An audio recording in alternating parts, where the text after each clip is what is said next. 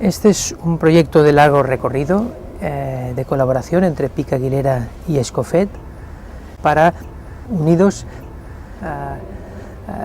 llevar adelante un proyecto conjunto de recuperar la memoria de la ciudad, recuperar la piel de la ciudad que tradicionalmente había tenido Barcelona y que explotó, ¿no?, de forma exuberante con el modernismo, y que poco a poco se había ido quedando congelada o dormida o hecho monótono por precisamente la dificultad de replantear o reformular las maneras de producirse, las maneras de hacer, ¿no?, que habían quedado presas de una excesiva artesanía, ¿no? Por tanto, el introducir la industria y esa colaboración entre arquitecto e industria, ¿no?, con ese objetivo común, ¿no?, de poner, llevar nuevamente, hacer aflorar la memoria de la ciudad, era algo que era especialmente interesante, ¿no? De forma que empezamos con texturas, continuamos con colores, ahora estamos en la idea de los relieves. Estamos en Barcelona, en el centro del ensanche.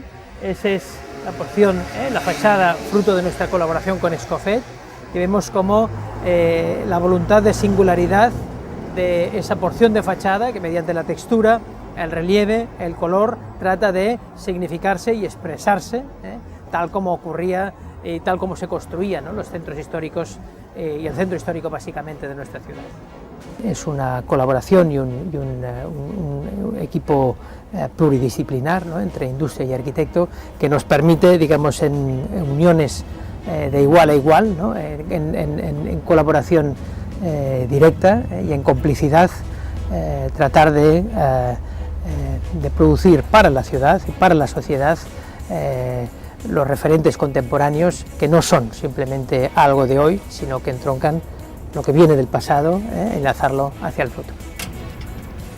Hombre, Marcos, ¿cómo estás? ¿Qué tal? Muy bien, muy bien.